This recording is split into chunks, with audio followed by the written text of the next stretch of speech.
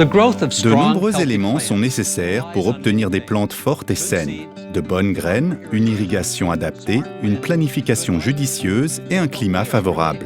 Mais ce qui retient notre attention est un facteur fascinant et presque invisible, qui joue un rôle significatif dans la vie des plantes, les microbes. Les microbes sont essentiels à la fabrication de certains de nos aliments et boissons préférés, le pain, le fromage et même la bière.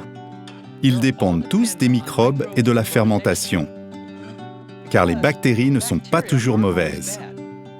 Les bactéries qui aident nos corps à digérer et renforcent notre système immunitaire aident aussi les plantes à digérer les substances nutritives, suscitent la croissance des racines et les protègent contre les maladies, la chaleur, les inondations et la sécheresse. Elles sont essentielles à notre santé ainsi qu'à celle des plantes. Les microbes et les plantes travaillent en collaboration étroite depuis des milliards d'années. Ce qui semble être de la terre inerte dans ces pots regorge en fait de vie microbienne, bactéries, moisissures et champignons.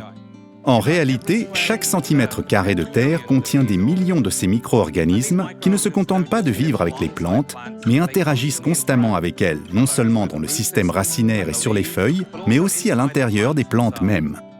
Monsanto et Novozymes sont de véritables leaders en matière d'identification de nouvelles façons d'utiliser les microbes dans l'agriculture. C'est pourquoi leur association, BioAg Alliance, est si intéressante. Novozymes est experte en matière de découverte, de développement et de production de microbes. Monsanto possède une vaste expérience en matière de tests sur le terrain et une division commerciale très solide pour la vente sur ce segment. BioAg Alliance représente un moteur d'innovation important pour le secteur agricole. Ces produits microbiens seront comme des probiotiques pour les plantes. Cette recherche révolutionnaire peut être expliquée en 3 étapes. Tout d'abord, l'isolation et l'identification. De la terre est prélevée dans différents environnements, comme les prairies et les terres arables productives, qui contiennent des millions de micro-organismes par cuillère à café de terre. Les chercheurs isolent les microbes ou bactéries qui présentent des interactions très spécifiques avec les plantes en nettoyant totalement les racines des plantes. Le genre, l'espèce et la séquence moléculaire unique de ces microbes sont ensuite établis pour chacune des souches. Deuxième étape, le test de survie. Les microbes de la première étape sont soumis à un test pour voir s'ils peuvent prospérer dans un environnement naturel tout en colonisant les racines. Par exemple, un pool microbien est créé et exposé à des plantes telles que le blé ou le soja et testé dans de vraies terres du Midwest. Ce genre de test, jamais réalisé auparavant, permet l'enrichissement des micro-organismes qui ne colonisent pas seulement les racines, mais prospèrent aussi dans des environnements réels.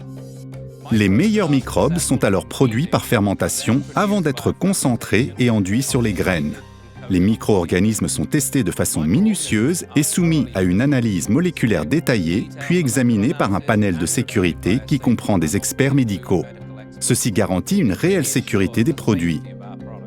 La troisième et dernière étape consiste à réaliser des tests sur le terrain. L'objectif est de déterminer si les souches ont des effets bénéfiques sur la santé et la vigueur des plantes et sur leur résistance aux maladies et aux insectes, ce qui entraînerait une récolte plus importante. Le séquençage génomique de ces souches permet aux chercheurs de comprendre la différence entre les microbes adaptés et ceux qui ne le sont pas, puis de cibler des classes de micro-organismes isolés pour l'avenir.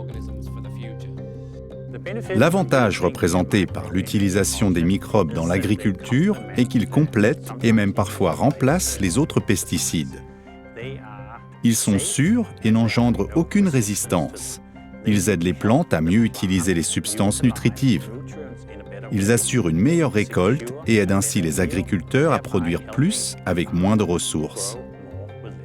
C'est ce que nous souhaitons alors que nous assistons à une croissance de la population et à un changement des habitudes alimentaires. Grâce à une meilleure productivité des agriculteurs, nous offrons de nouvelles façons de nourrir la planète et de proposer de la nourriture à un prix raisonnable tout en protégeant l'environnement.